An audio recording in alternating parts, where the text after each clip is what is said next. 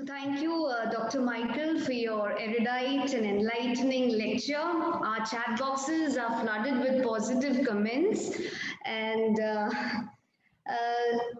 I'll just read out some of the questions that the attendees have put. The first question is by Hamadullah from Karachi, Pakistan. He's asking, how can we overcome the global pollution? Global pollution on the exterior.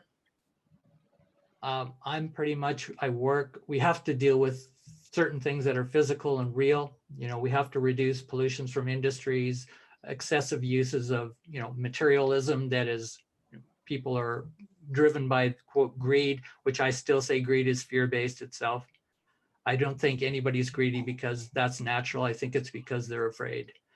And they're afraid at levels that are often unconscious. So that's where I come now, the global pollution of fear itself, the fear problem. They're intricated because the motivation for ecological and pollution is, I would argue, a fear-based motivation. And once we deal with that fear in a much better way, and as I say, even move along this path of fearlessness toward a love-based, cooperative-based living, we will really solve major pollution problems on the planet. Okay, Dr. Michael, the second question is, can fearism concerned with ecology be taken on a mass scale as ecological trauma? I'll repeat. Yeah. Okay. Yeah, no, I got it. Wonderful. It's a word I didn't introduce today. Because, fear, as I said, is in some ways you could say it's natural and it's not a problem. For other species, it's not a problem. That's what my natural ecological background, my animal behavior background shows, is natural wild animals are not neurotic in general. They just aren't. And then you come into human civilization and we got these really neurotic, fear-based, operating constantly on a fear-based, even though it can be very subtle sometimes, that fear-based. So what has happened to that human civilizational trajectory? What has happened to our species as a creature that was not in its original state? And many indigenous cultures, even way back, arguably, were not in that state. They were not neurotic in that same way we are today, constantly looking in under threat. Our whole systems are so on a hyper level.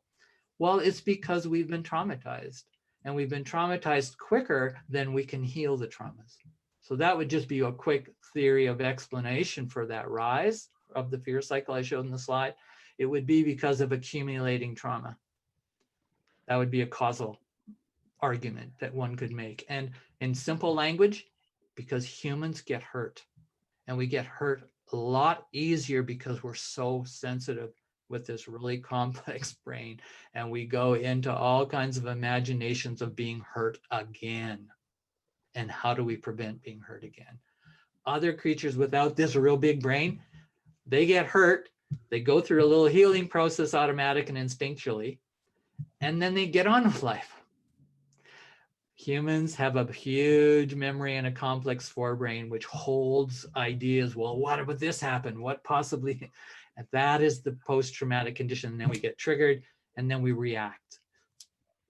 And a lot of those traumatic reactions, even though you could say, well, they're sort of natural, they sort of are, but they can be very destructive because they're not in touch with reality very well. I think ecocriticism as a literary investigation, or just fearology as an investigation, is to help us understand better how to get back in touch with reality that isn't constantly invaded, right, and formed and constructed within a fear-based post-traumatic construction. Harsha Vincent has a question for you.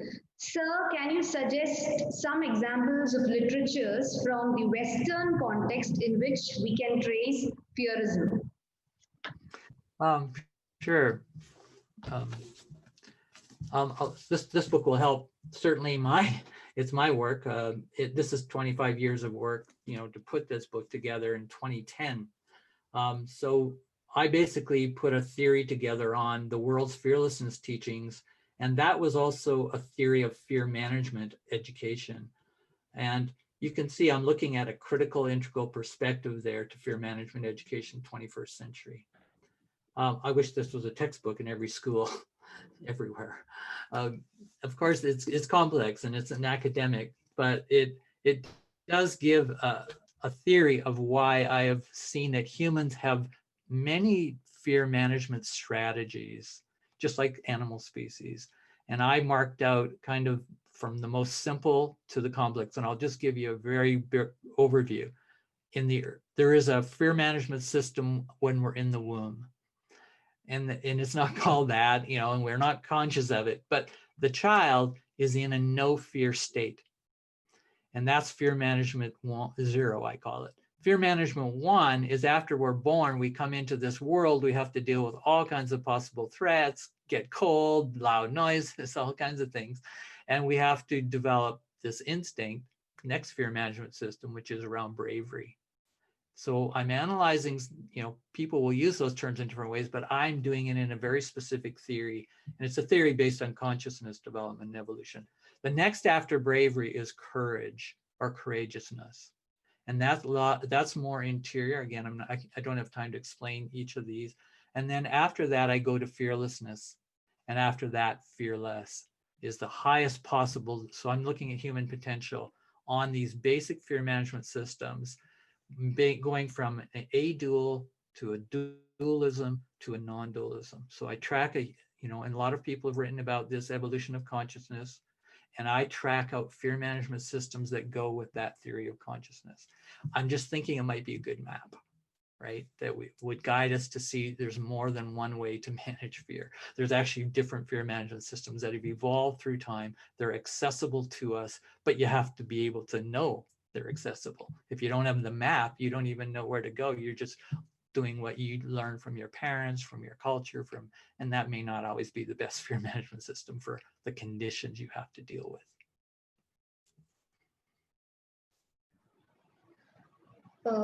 Mary Roshni has a question. How do the philosophy of fear influence the environmental restoration? How does it influence the environmental restoration? The philosophy of fear. It probably doesn't. That would be my answer. I wish I knew more examples of that it does influence the restoration, reclamation ideas. And one of the reasons is, I think, ecology, right? The very understanding of defining ecology and environmental studies. It doesn't tend to look at the interiority of human experience very well. It's starting to now, but it hasn't traditionally. It's tried to be a science, and a science of empirical and generally a material bias. It's eco-oriented and not so ego-oriented. And that's a huge challenge to me. Of the question would be is, when is our eco-criticism, when is our eco-restoration projects, our eco-policies, our green policies, the green plan, the Green New Deal, whatever that language and those plans are, those designs, I keep asking, what if we actually in those designs are actually making those designs from a fear-based place? What if epistemologically they are problematic? I'm not saying, oh, that's horrible, throw it all out. No. I'm just saying, what if? Are we going to ask that question in our ecological restoration? Are we going to use a philosophy of fearism as even a possibility for informing ecological philosophies? And so far, not seeing it. Okay, Dr. Michael. Maumita Sandra has a question. Sir, can you elaborate on greed as fear? Yeah, I know. I have a tendency to basically reduce all negative human behaviors to a fear-based structure of motivation. I tend to do that. I'm not saying that's a good thing necessarily, but greed, it generally comes out of, arguably, a deficit experience. I did not get enough of something I wanted or needed. And in that lack, right, of not getting, that experience is recorded as a shortage. It's like instinctual, it's unconscious for the most part. And so when you come from that kind of place, and I'm going to argue even that's a traumatic place of not getting enough food, not getting enough love in the way that you wanted to get it, right? Or thought you deserved to get it. So any kind of act of that deficit, of that lack, is read, I would argue, interpreted as a sense of betrayal of what I thought was a human right, a right of myself and my dignity. And so not getting in that, and of course that happens. It happens all over the place because a lot of people don't care about you. They care about them. But what that leads to is a mentality of deficit kind of worldview that's unconsciously built and psychologically reinforced in a hurting or traumatic kind of condition. And that deficit will lead you to, when you see the opportunity to get something you want, I'm going to get more of it than I need. I'm going to get more to save for tomorrow, or more so I can keep it away from other people getting it.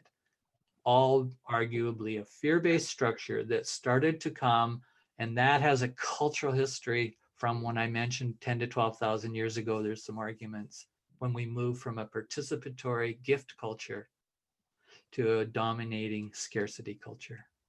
That's a huge and important archaeology we need to understand about the human species. So it's not just a personal problem, greed. It is a cultural and it is an evolutionary problem. And why did agricultural happen? Well, a lot of good reasons, and it created some really pathological neurotic conditions, which is create more, save it for the next year, keep it away from others. And of course, once you start keeping it, then people are going to come after you and get your supplies when they're short.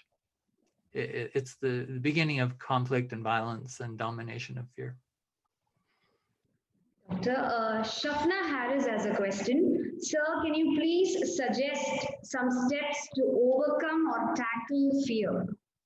Yeah, it's a good question asked all the time, and I'm not going to answer it like the psychologist would. I'm going to answer it as a philosopher. Go out and study fear. Not just your own psychological fear. And when you go out and study it, don't just go to one source. There's lots of books, there's lots of articles, there's lots of YouTubes. Go and look at many and start to ask yourself, don't just take one. I think that's one of the biggest problems of people solving fear. And the reason is because fear is not just your problem. Your fears are not just your problem. They are a social problem. They are a cultural problem. They are humanists on a philosophy. So to do and try and improve your management of your fear, just to think about, okay, if I go out and want to improve, how I manage fear, I'm doing this for the entire world, for the species, the good of the planet. It's not just about me and my little ego and self. And so that is how I would approach it as a philosopher, as a fearologist.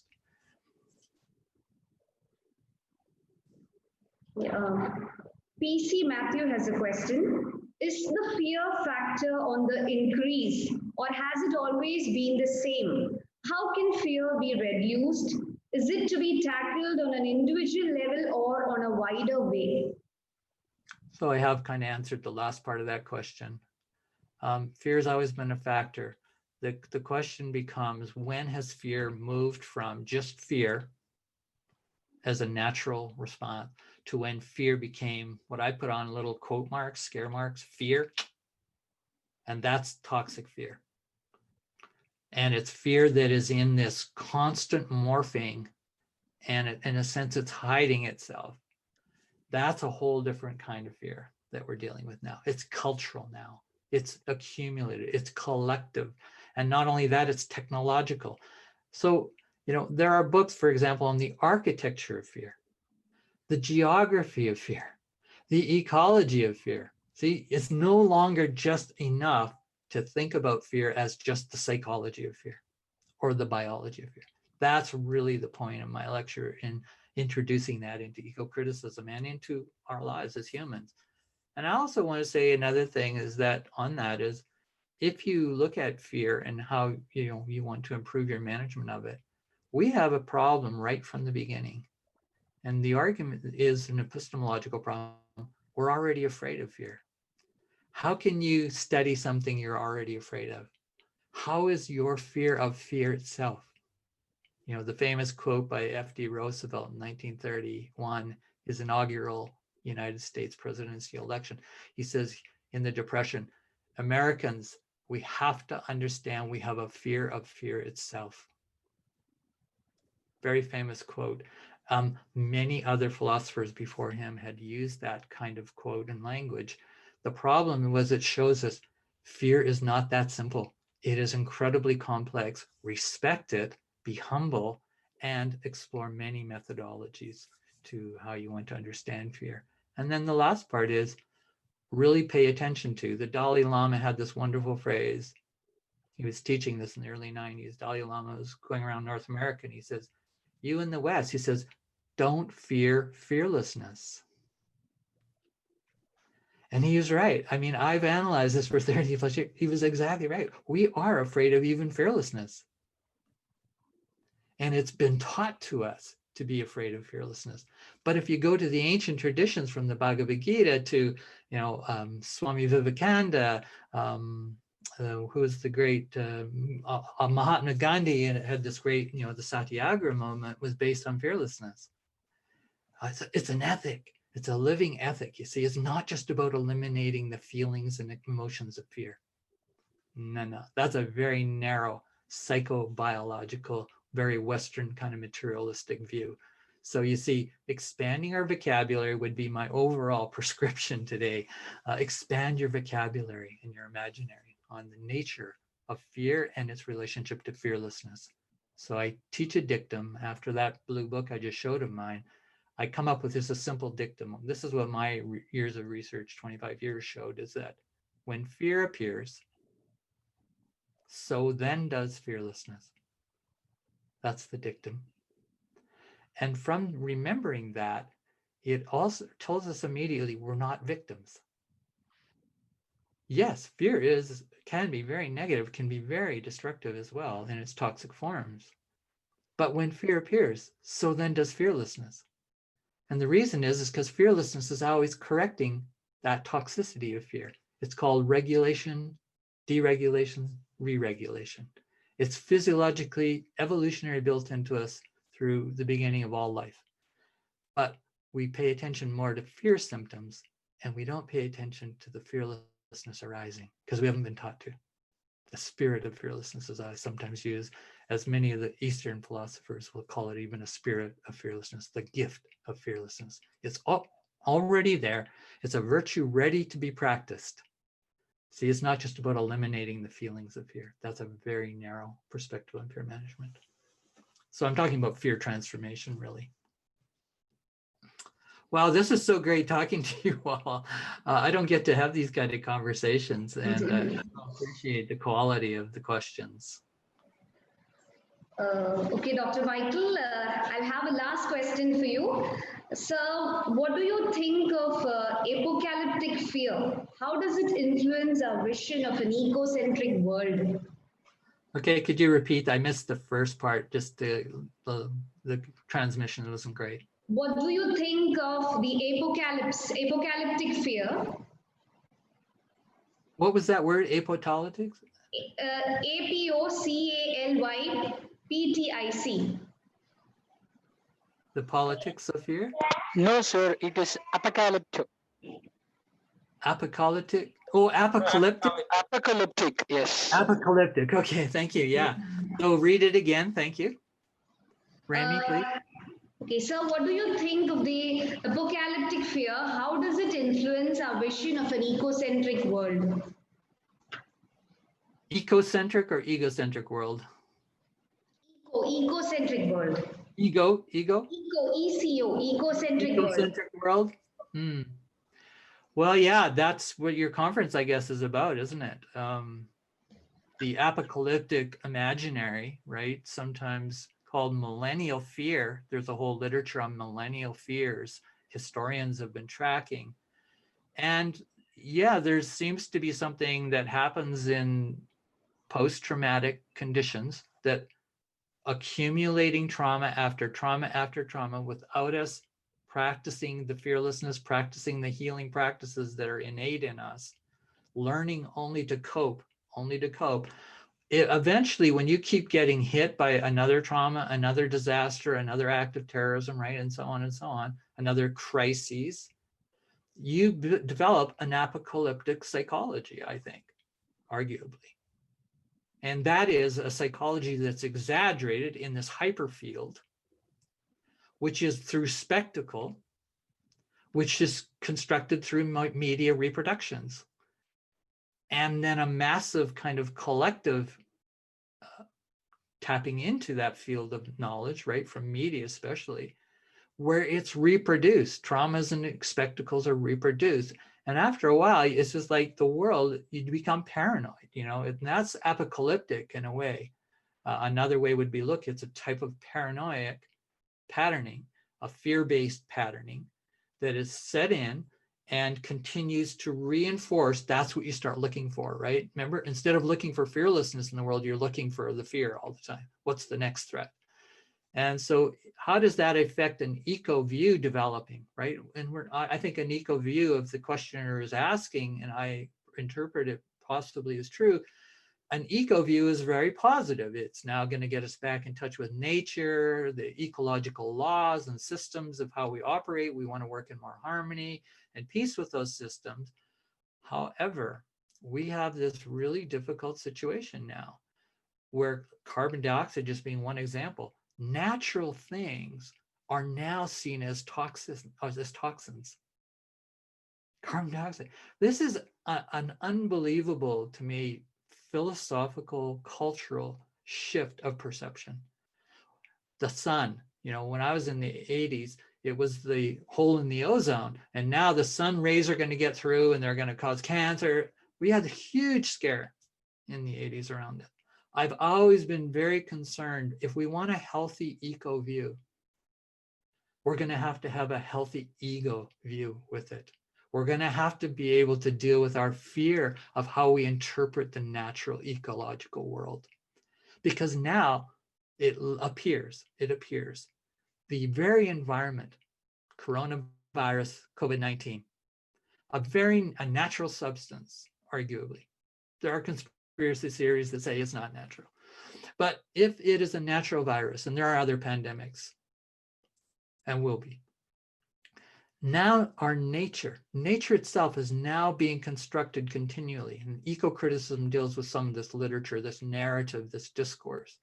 Now the natural environment is now a threat to us, our species.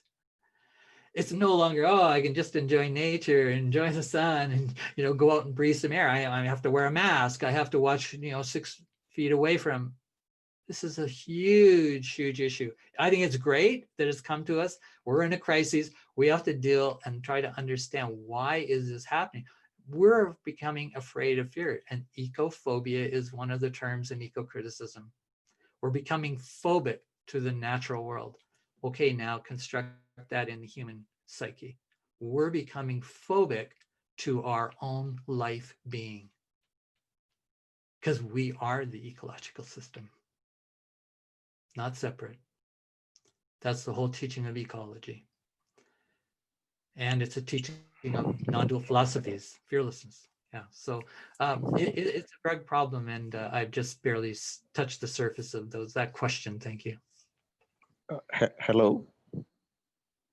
Hello. Sir, can I have a small question? Yeah. So today there's so much of discussion on the Anthropocene, deep time. Everything is very dystopian and apocalyptic. Now, if as humans, we are going to be haunted by this, don't you think that our creativity, narratives, writing, painting, all this would be hampered? And that would automatically reflect on nature also. You say it'll be hampered. I'm not sure about hampered. That I would say it ought to be changed. So that culture phenomenon, arts, right? This is what we're kind of focusing on here. Arts is really important in helping translate nature. Because we're such cultural beings, where most of us are living in urban centers. We're influenced by culture, architects of industrialism, digital world, and so on. So I would just say that we're in a good time for learning how to bring the arts of all kinds and the aesthetic dimension itself, the aesthetic dimension of reality and modes of knowing. I'm a big believer of that. And I do practice art as a healing, for example. Art is spontaneous creation making and healing processes and practices. There's many ways that the arts, including literature, is new narratives. The danger is that the arts, and I think you're pointing to this perhaps too, sir, the arts can be corrupted. It can be marketed and brought in to be even weaponizing as a force, used by regimes of marketing, commercial systems, elite systems, and has been. We know that Hitler was a master at this, using the arts and mythology and music and poetry and all kinds of things to actually breed his corruption of a fear-based regime. Arts is corruptible. It's potentially corruptible, but it also has the potential to actually be the healing, a vehicle for the healing, for the trauma work. So that would just basically be my optimism. I'm not an optimist in a bright light kind of way. I am very aware since I was 20 or earlier that the world is in deep trouble in terms of sustainability, and the crisis we're in is real. However, that if I stick in a apocalyptic psychology, I'll be probably basically in survival mode, and that means I'll be against others. I'll be in a kind of greed and me survive, and whatever happens to them, I don't really care about that much, especially outside of my friendship circle, right? So this is where fearlessness is a new concept that you can see I was bringing in a meta-motivational theory. I think we have a whole new understanding. We have to understand how we're motivated, and basically a better education on fear itself. Thank you. Thank you, sir.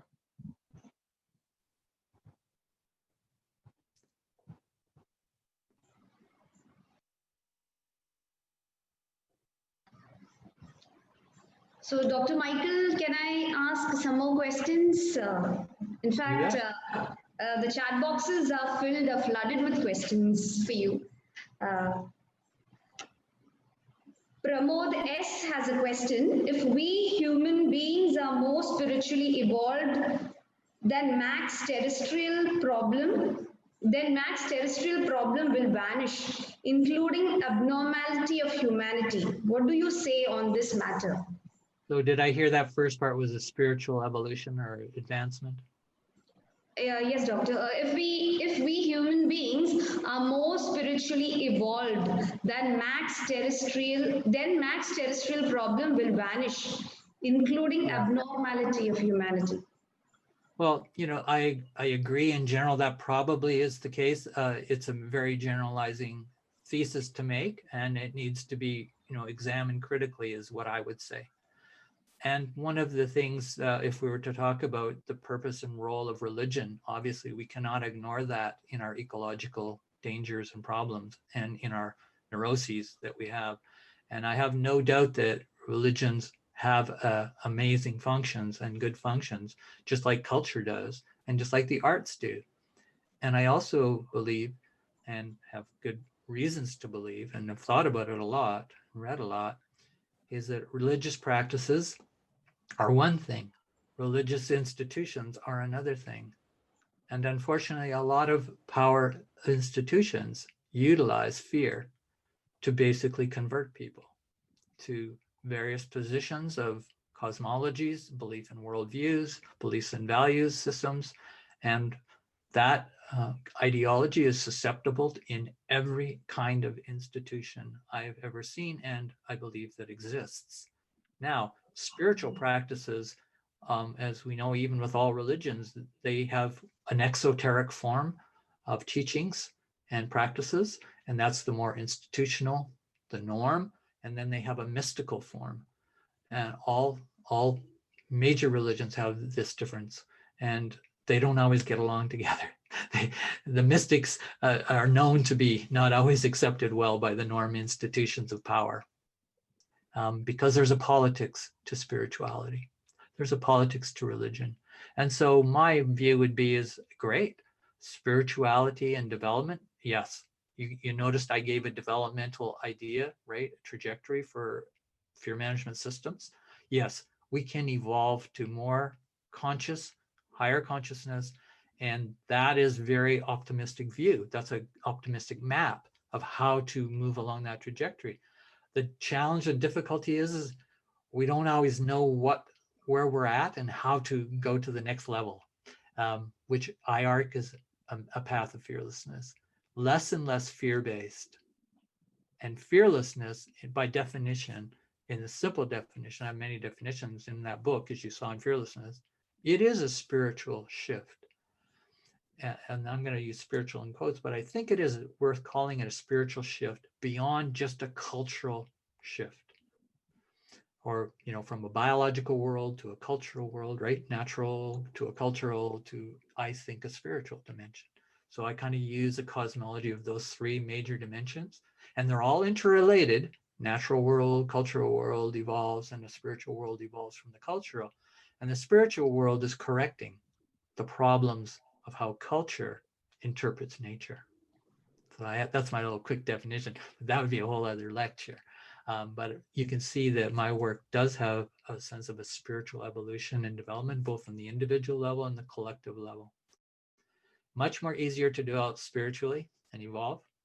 Very difficult to get the collective to evolve and develop spiritually to higher levels and fear management systems. That's just pretty much everybody I've read says that problem. And that's what we've got. We've got a few individuals, right? And more, which is great. But we still have the bulk of the cultures, the mass body of how a societies operate. For the most part, I'm generalizing, of course, are not at the level of where we need to be at fearlessness. Fearlessness, by definition, is, just to get back to that, very simple, is when less than 50% of my decisions are motivated by fear. Less than 50%. Then we start to slip into the fearlessness development. More than 50% of my decisions are operated and motivated by fear, right? More and more what I would call immature stages of development compared to mature stages of development.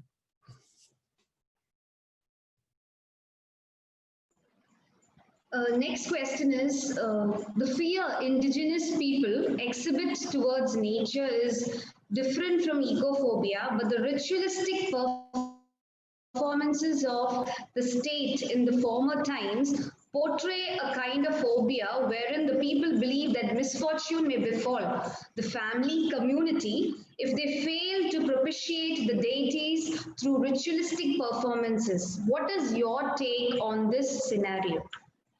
Yeah, very, very large, complex issue to deal with.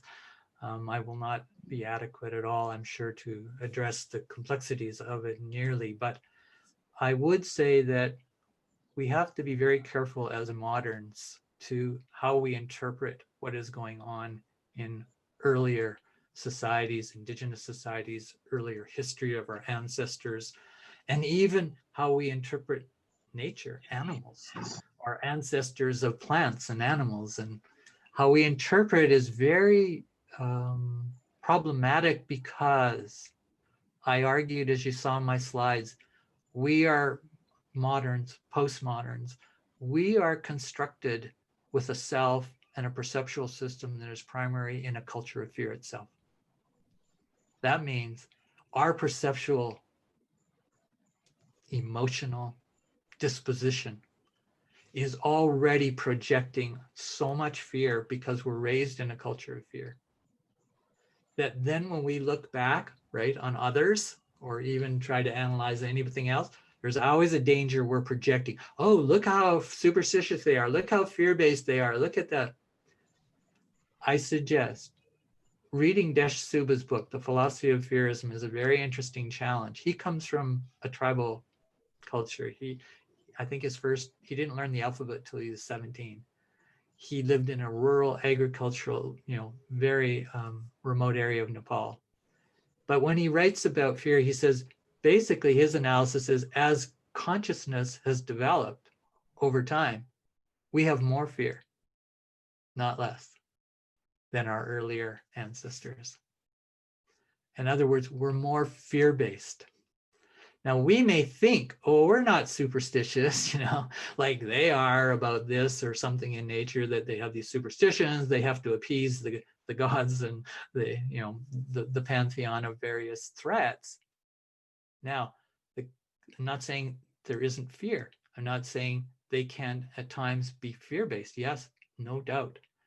If you have multiple traumas in those early indigenous kinds of cultures, civilizations, constant volcanoes, constant weather problems, right? Drought, starvation. These are massive scale traumas. Those affect cultures, indigenous cultures. But what in my study, and I have actually done in-depth study on indigenous worldview compared to a dominant worldview, right? As I talked about earlier, cooperative cultures versus dominator cultures. These prior participatory cultures, they do not have the same kind of fear, toxic fear, in accumulation as we do as dominator modern and postmodern cultures. Now, again, that's a much more complex discussion, but I have written on the indigenous worldview perspective as a fearlessness perspective compared to a fear-based perspective that you get in the dominant worldview. So I'm just saying, yeah, I'm not saying any ideal paradisical cultures and civilizations, indigenous peoples live that way, but I would argue their worldviews, even though we may interpret them as being, quote, fear-based, the argument might be, and it's a challenging one, is, yeah, but those indigenous cultures, did not themselves, destroy their environment. Some did in some ways, but in general, they did not destroy their environment and threaten the entire global world, the ecological systems of the global world, as we modern advanced peoples, so-called, have. So I think we have to really question what we interpret.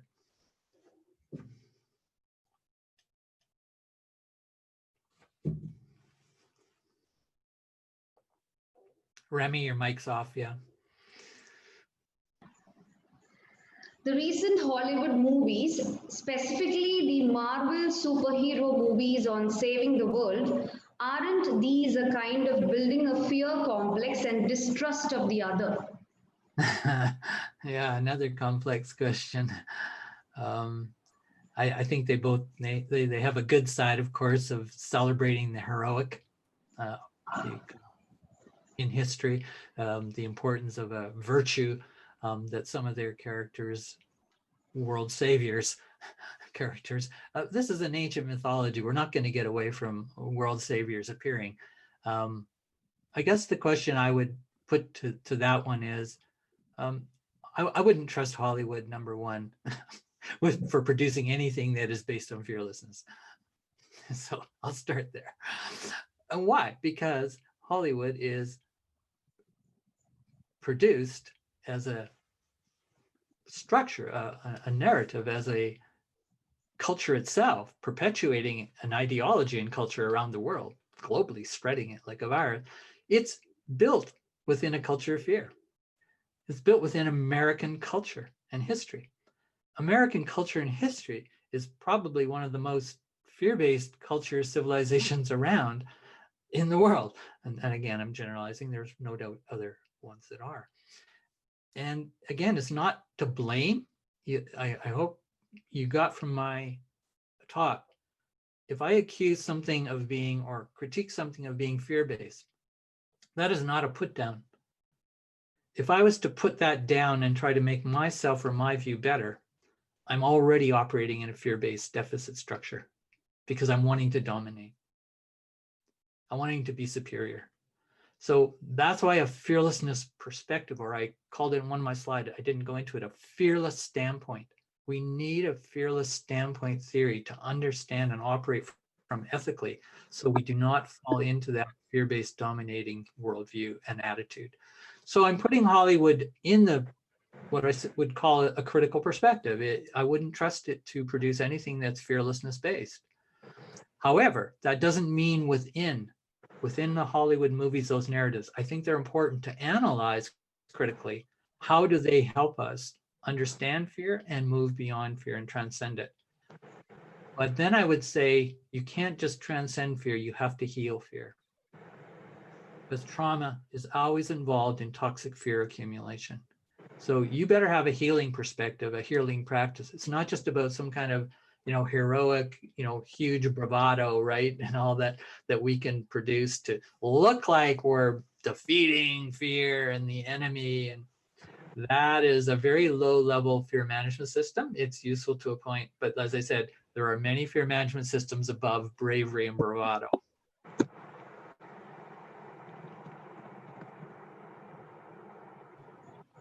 Okay, Dr. Michael, can I ask you the last question? Okay. Yeah, I know we are short of time, but the last question. How would you comment on the authoritarian regimes that are essentially fear-inducing and their imposition of rules and regulations to restore environment? By Saloni Sharma. Well, regimes, we'll call them dictator regimes. We could call them regimes that are ruled by the law of fear, not the law of love.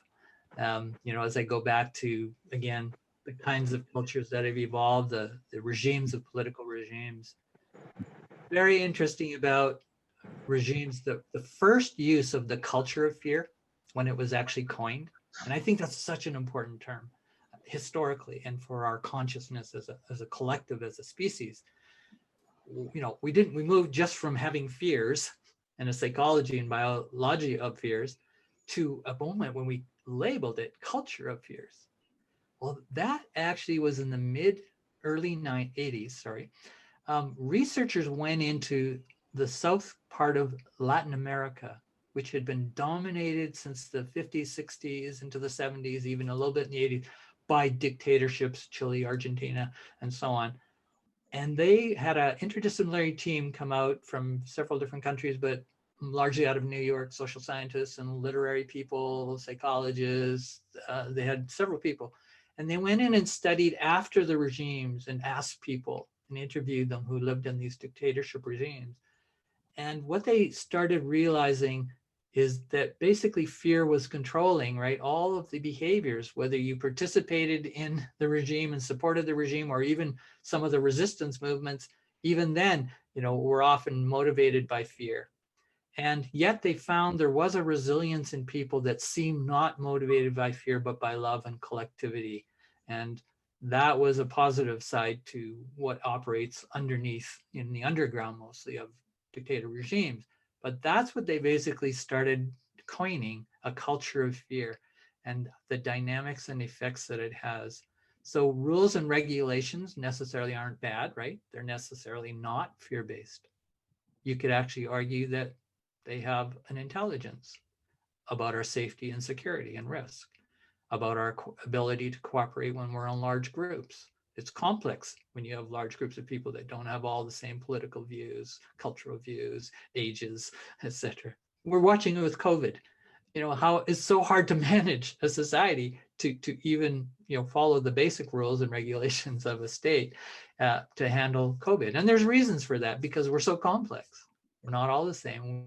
We don't all interpret things the same. So managing under regimes of rules and regulations, I basically have a philosophy is, if you have too many rules and regulations, you're probably more fear-based than not.